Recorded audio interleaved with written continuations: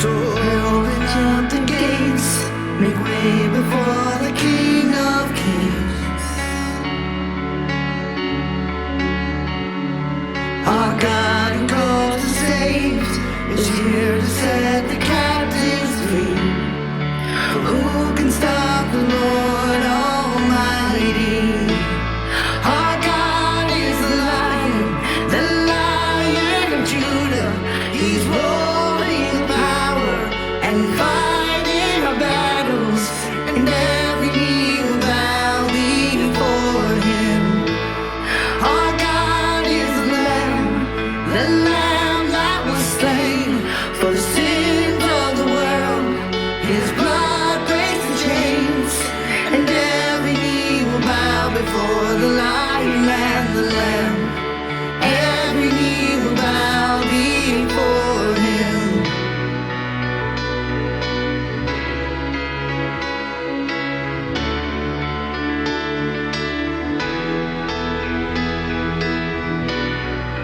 Who can stop the Lord Almighty? Who can stop the Lord Almighty? Who can stop the Lord Almighty? Who can stop the Lord Almighty? Who can stop the Lord Almighty? Who can stop the Lord Almighty? Oh, who can stop the Lord Almighty? Who can stop the Lord? Our God is the Lion of Judah. He's roaring in power and fighting our battles, and every knee will bow before Him. Our God is the Lamb that was slain for the sins of the world.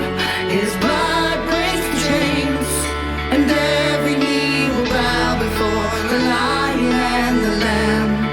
Every knee will bow before Him.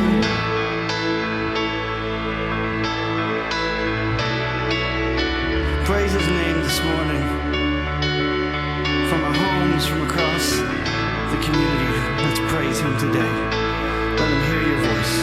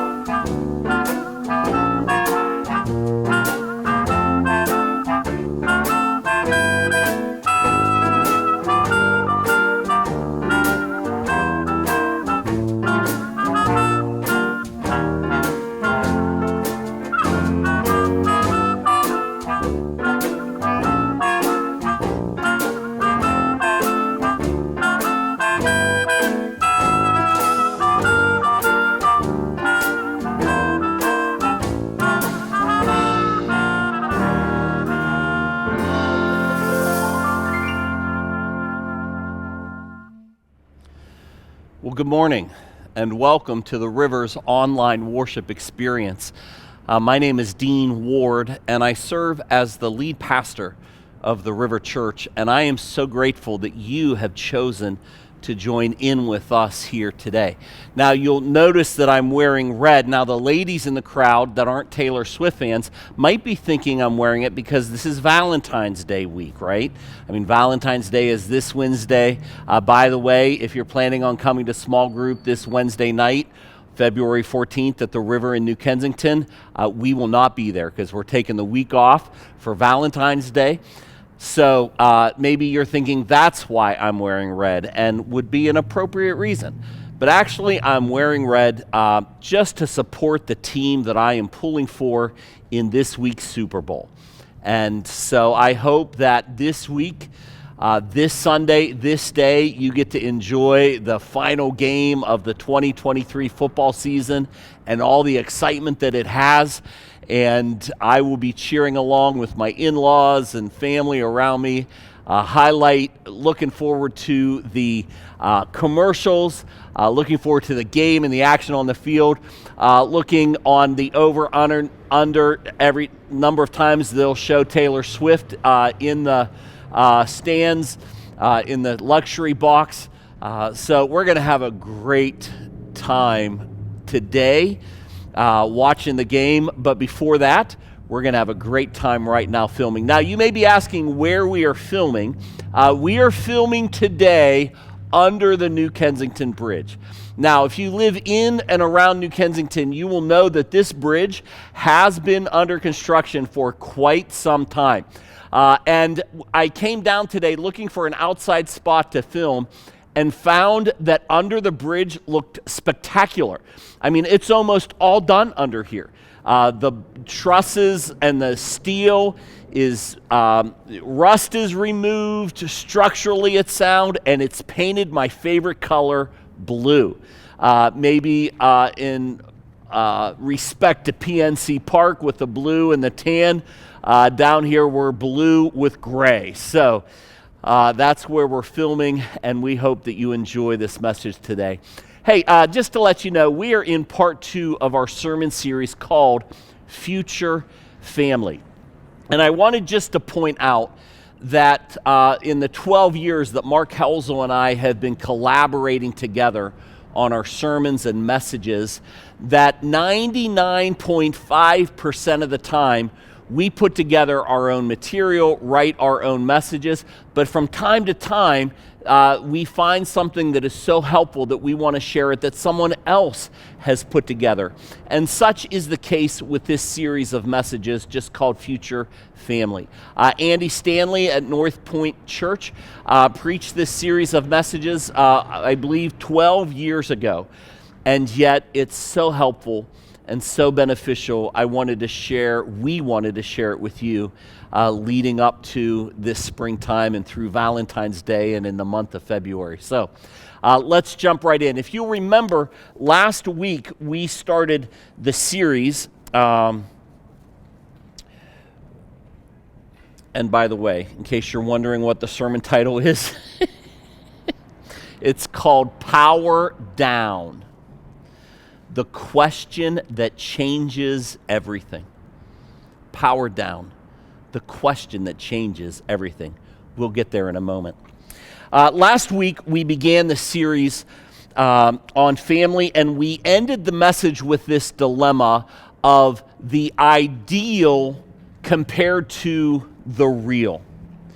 We talked about how Jesus calls us to live this ideal of marriage and family out, and how so often we fall short and get discouraged that we're not able to live our real lives up to the ideal. The reality is we come from less than ideal families, and we want something better for our children. But better implies that family dynamics could be better. And we live in a culture that doesn't like not measuring up. We live in a culture that pushes back against feeling less than. So we tend to be drawn toward the temptation to normalize everything, regardless if we feel bad about it or realize we're not living up to the ideal. The problem with normalizing everything is that we dumb everything down and give future generations nothing to strive for, nothing to shoot for. I mean, after all, everybody should get a trophy, right? This summer in June, we will be celebrating my in-laws' 65th wedding anniversary. Now, I added up how old I'm going to have to live to be married 65 years to Leslie, and I just want to ask that you pray for her, because 65 years with me is more than anybody should ever have to put up with. But they live the ideal. They love each other deeply and cherish each other tremendously. And they are encouragement to so many of us that want to have that kind of love. And I know that we want to have that kind of love, even if we're tempted to look at and say, well, I'm not going to shoot that high. I know that we want that kind of love in our lives because when we think about our children and our grandchildren and what we want for them, do we just say, well, just don't strive for anything that may be very out there, just settle. No, we want the absolute best for our children. We want the absolute best for our grandchildren. And Jesus invites us to reach for the ideal, to keep our eyes on that goal, and yet he refuses to condemn us for living in the real and brings forgiveness and available to all of us for where we fall short. And this is the tension that we are invited to live in. Are we willing to embrace a standard that so many of us have fallen or will fall short of, or will we redefine terms until we feel good about where we are?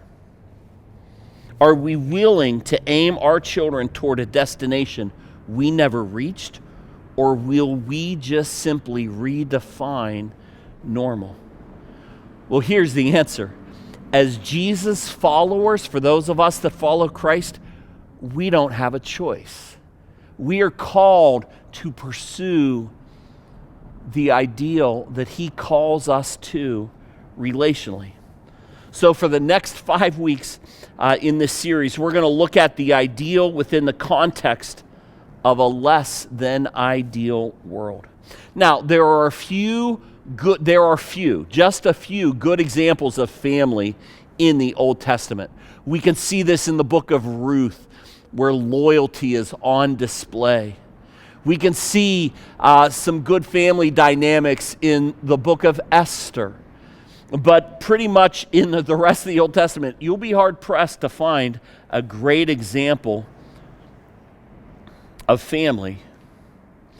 But there is specific teaching in the New Testament that may seem odd and old-fashioned to us, but when it was given 2,000 years ago, it was revolutionary.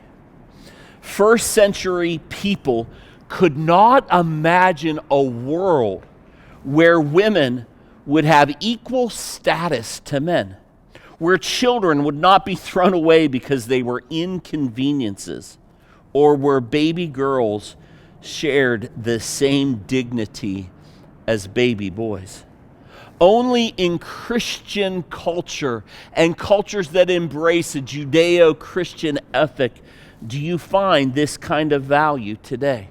So as we summarized last week, the teaching in the New Testament relationally related to families can be summed up like this. Husband, love, treasure, and cherish your wives. Be considerate of them. Wives, submit to your husbands. Children, obey your parents. Fathers, don't exasperate your children. As we move forward, we're going to pivot off one of the most controversial New Testament teachings regarding marriage. One of these four declarations and teachings regarding married relationships has come under great fire in the world. Can you, looking at this list, zoom down and focus in on the one teaching that is most controversial, that maybe even women struggle with more than any of the other teachings? Yes, you got it. Ephesians chapter 5, verse 22. Wives, submit yourselves to your own husbands as you do to the Lord. Now, one of the things that's fascinating to me as a pastor is when husbands will come to me to try to get their wives to obey this commandment. They'll come to me and say, Pastor Dean, isn't it right that wives are supposed to submit to their husbands? Now, it's always interesting when they do this, because I want to say, well, what is the first word in this verse? And if they can't pull it out, I'll point it out to them. The first word in this verse is wives. Paul is talking to women. So how about if you let your wife deal with this verse, and we'll find a verse that starts with husband, because this verse isn't written to you. Women, I got your back. Wives, I got your back here. So often we want to take scripture and use it to control other people. Men, don't do this when it comes to this verse, because God has a lot to say to you as husbands. This verse is extraordinary. And most people miss this, so don't miss this. This verse is extraordinarily important because it's an application given to women of a command given to everyone. This verse is an application given to women of a command given to everyone. Peter and Paul were drawing from the teachings of Jesus and applying them to family. Paul watched Jesus' use of power and drew from it perhaps the most powerful relational teaching of all, an instruction that changes family, which he gave in the verse preceding this one. So for those of you that struggle with verse 22, wives, submit yourselves to your husbands, let's see what Paul says right before that in verse 21 of Ephesians 5. He says, submit to one another out of reverence for Christ. Now, often we read that and just read right on through it and then get caught up on the next verse when he's talking to women. But the command for all of us is to submit to each other. And we are to do this out of reverence for Christ, not out of reverence for each other. I mean, if we were called to do this out of reverence for each other when each other deserved reverence, how often would we be off the hook from obeying this command? Because we don't always deserve reverence or to be revered, because often we fall short. But we are called to live this passage out of submitting to each other out of our reverence for Christ. He introduces the principle of doing for one another what Christ did for you. As your powerful Savior leveraged all his power for your benefit and put you first ahead of himself, died for your sin instead of requiring you to die for your sin, and everything that follows is an application of this. Perhaps Paul's words in Philippians chapter 2, verses 3 through 8 will help us understand better how we're called to mutually submit to each other as Christ became the servant of all. Verse 3 says, "Do nothing out of selfish ambition or vain conceit.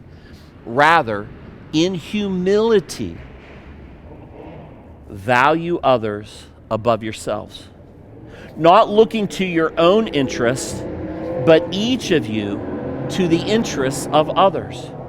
In your relationships with one another, have the same mindset as Christ Jesus, who being in very nature God, did not consider equality with God something to be used to his own advantage. Rather, he made himself nothing by taking the very nature of a servant, being made in human likeness, and being found in appearance as a man, he humbled himself and became obedient to death, even death on a cross."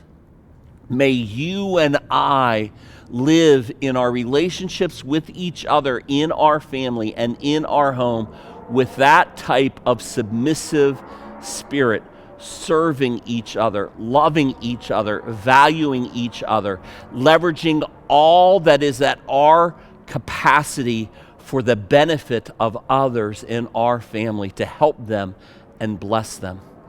Hey, I want to give you a picture of what this looks like in just a simple video called "Love is for Losers." Now, I think you'll enjoy this video because the narrator has either a British or an Australian accent.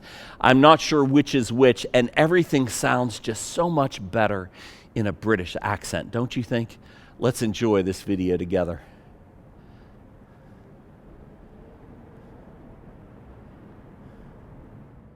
We live in a culture in which losing is the enemy. We go to workplaces where everyone is battling for the boss's favour in the next promotion. Or we stay at home where the battle for the Legos is just as fierce. Nightly, we watch the talking heads trying to win the battle of ideas, although sometimes they seem quite willing to settle for winning the battle of decibels. We fight to have the best stuff, we fight through traffic, and when we finally look at each other at the end of the day, we fight, because we've been trained to do nothing else.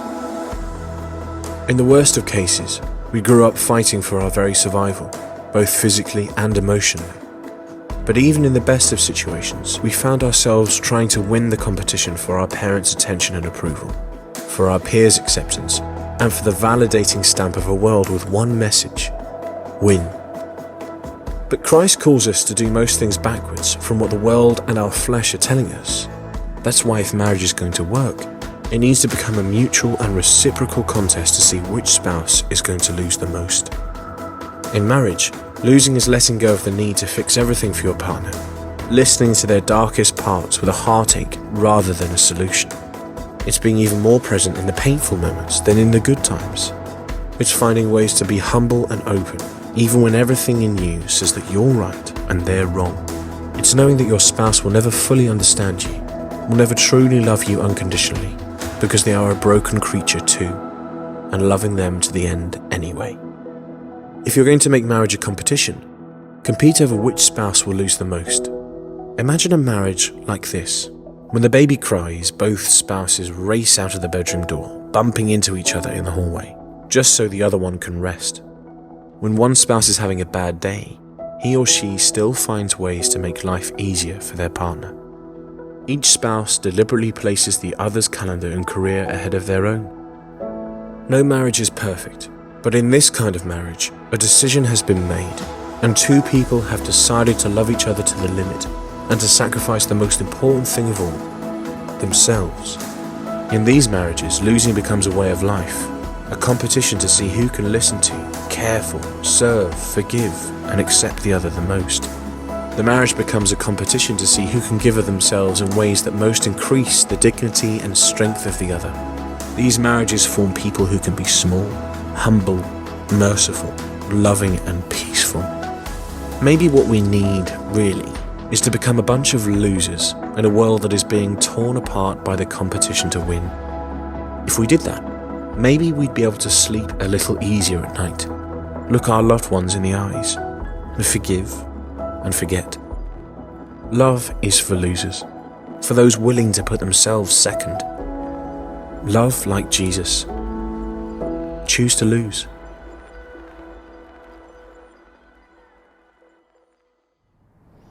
Now, wouldn't you agree? Everything sounds better in that accent, just has more authority to it, more appeal to it. I wish I could fake that kind of accent just so people would pay better attention to the words that I'm teaching. No, I'm kidding. I'm quite happy with my Pittsburgh accent in that. All right. So the video and this message encourages us to live with a mutual submission to each other. Now, Christian families should be characterized by this. It should be what they're known for. They give to each other. They bless each other. They help each other. They surrender their time and effort and energy to pull for each other and to give to each other. However, if you're not a follower of Jesus and you don't claim to bear the name of Christ, it's okay. You don't have to follow this teaching, but I would like to invite you to give it a try. Take it home and try it on for size, because you can have a better family following these principles, whether you're a believer or not. The message of mutual submission says, I'm here for you, regardless of your place in our family. If you're a child, if you're a spouse, if you're a sibling, if you're a parent, if you're an in-law, if you're a grandparent, if you're an aunt, you're an uncle. The assumption of mutual submission is this: you are no less valuable than me. Your agenda, your desires, your wants for your family and in your life are no less valuable than my desires and agendas and wants. While our roles and responsibilities differ, nobody has less value. So the question that mutual submission asks is just simply this, and we're going to practice this question. You ready? What can I do to help? What can I do to help? This is the single most powerful question that you can ask to unlock health and life in your family. So let's try saying this question together. You ready? 1, 2, 3. Wait, I didn't quite hear you. I'll say it with you this time. 1, 2, 3. What can I do to help? Now, if you're watching this at home by yourself, go ahead and say it on your own. If your family's around, you might want to wait till after the sermon and say it sometime later, because they may give you a list right when you ask this during the message, and we won't want that to get interrupted. The beauty of this question is that it is an offer to loan your power, your resources, your strength, your abilities, your bandwidth for someone else's benefit. It is an offer to come under and submit to the burden of someone else is carrying. Now, I grew up in a home with a mother that lived with this kind of energy, and a father as well. What can I do to help? And it took a long time for me to start asking this question in my family. But I'm asking it in spades now, and more committed to living with this kind of helpful attitude than ever before in my life. And it's a game changer. So kids, the reality is you have no idea how powerful this question is to your parents. I want to invite you kids to start asking this question at home. Mom, Dad, what can I do to help? Now, the fascinating thing is they will be so stunned when you ask them this question that they will most likely say, right now I don't have anything, so you're free to do what you want. You can go up and play on your video game or do whatever you want. There's a chance that asking this question to your parents could become so disruptive to your family system that in a very short time, they will be so entranced by you asking this question that you can have control of your family running it as you see fit. Okay, little tongue in cheek there. But it's a powerful question. If you really want to blow your parents' minds, ask them this question when they have friends over for dinner, maybe a dinner gathering. Ask them in front of their friends. Come downstairs and say, hey, Mom, Dad, is there anything I can do to help? And they'll be like, no, I think we're okay. And you can go back upstairs. After you go back upstairs, the other adults, the other parents at the table will say, we're not worthy. How do you learn to parent like that? And they will put your parents on a pedestal wanting advice from them. It's a powerful, powerful question. Husbands, you ask this of your wife, and she may flat out pass out. She may be like, what did you just ask me? Wives, your husband will say nothing. No, I don't need help. I got it. I'm good. But it will touch his soul. Parents, ask this question every day. Ask this question to your children every day, because if you don't, the downward drift of parent-children conversations will tend to be negative. Have you done this? Why don't you do this? Sometimes I take an inventory of my conversation with my children who are adults now that still live under my home, a couple of them, and I have to guard them not being negative. Why didn't you take the trash out when it's supposed to go? Why didn't you unload the dishwasher? Why didn't you do this? Why did you let your car get so low on gas? Why did on and on? Last night, did you know we were out of milk? Why didn't you tell me we were out of milk? That's just the natural drift. Instead, saying, hey, what can I do to help? So guess what? When there was no milk last night, and my son didn't tell me that he finished it, guess what I did? Just went to the local convenience store and paid 3 times as much for a gallon of milk than I would have at Aldi. But we had milk, and it was helpful. This is a powerful question. Say it with me again. There you go. Way to go. Way to go. So, do you know why we don't ask this question? Oh, I know why. Because we're afraid. We're afraid that if we ask this question, we will be taken advantage of. We will be used and abused. Kids don't ask this question because they're afraid you're going to make them go out and wash your car. We don't ask this question because we're afraid of the answer that we'll get. We're afraid people will take advantage of us. Exactly. Submit to one another out of reverence for Christ. But what you don't know is this: that something is the thing that makes families great.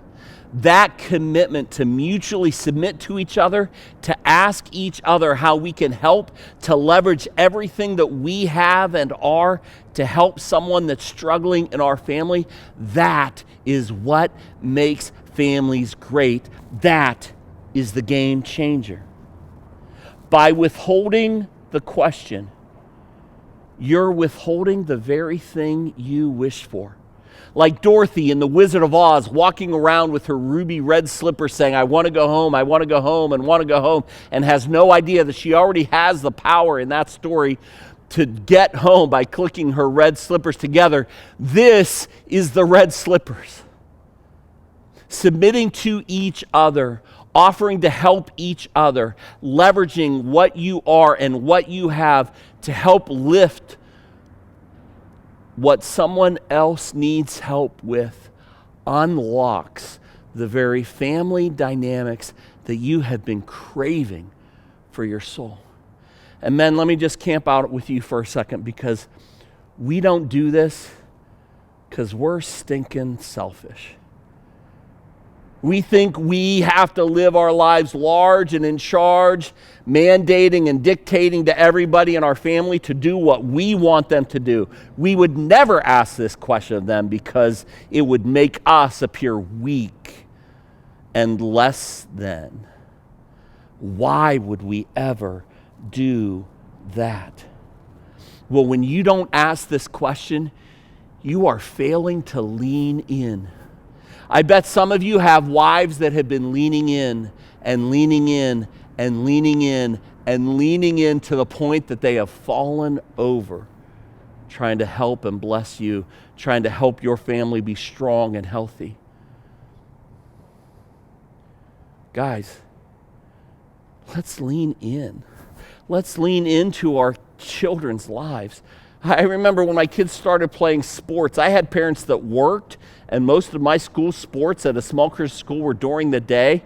My parents did not come to watch me play football and basketball at the Christian school I went to because they worked. So I show up in New Kensington, my kids start playing sports, and my wife's like, let's go. I'm like, what do you mean let's go? It's just a practice. We're going to watch them. Wait, we're going to watch them practice? Yes, we're going to watch them practice. And then we're going to go watch every game. I'm like, every game? Like, what about my life? What about what? She goes, Dean, you need to know this. We're going to do this. And I submitted to her call to parent better, and I have never regretted it.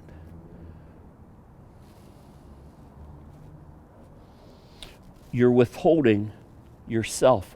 You're withholding you from the relationship.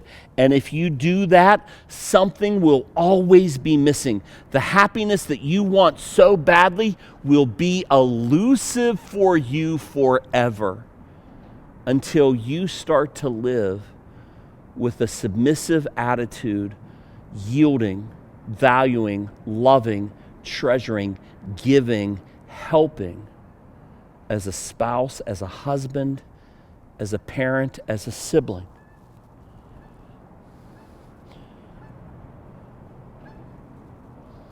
This question forces you to lean in, not away. Selfless people are happier people.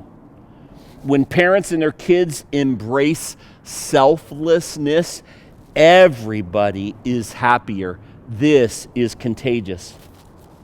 Now, you may be asking a question, well, does this mean that no one is the ultimate authority at home? Does this mean that we all just stand around and say, no, you have the first piece of chicken. No, you take the biggest piece of chicken. No, I really want you to have it. And we stand around arguing about who's going to get the first piece of chicken until the chicken gets cold, and mama ain't happy that we have cold chicken now. No, this has nothing to do with authority. This has everything to do with the power at your disposal that you power down and leverage to bless and help those in your family. This was modeled by our authority, Jesus Christ, who, when he was the most powerful person in the room, washed the disciples' feet. And when the disciples got out of line, he rebuked them, and then he died for them. This is not about abdicating authority or position. It's about leveraging authority and power properly. Jesus applied his power, his influence, and his resources to our greatest point of need. He asked, what can I do to help? Listen to how this played out in Romans chapter 5, verse 6. For while we were still helpless, meaning we were weak and incapacitated. We needed help. At the right time, at just the right time, Christ died for the ungodly. For those who are the ungodly, well, those who take unfair advantage of his offer. Those who ignore his offer and see it as a loophole, saying, see ya, I'll see you when I'm older or when I need something. They know better, but they do it anyways, and then ask him for help when the bottom drops out. Who are the ungodly? Me and you. Before we come to Christ in our lives, for sure. Verse 7, for one will hardly die for a righteous man, though perhaps for a good man someone would even dare to die. But God demonstrates, God shows his love for us in that while we were yet sinners, Christ died for us. He leveraged his power, his position, his perfection to be the ultimate sacrifice for you and for me. And if you've never come to terms with that, if you've never responded to the invitation of grace and salvation and life through Jesus Christ, I invite you in this moment, may this verse be your verse right now.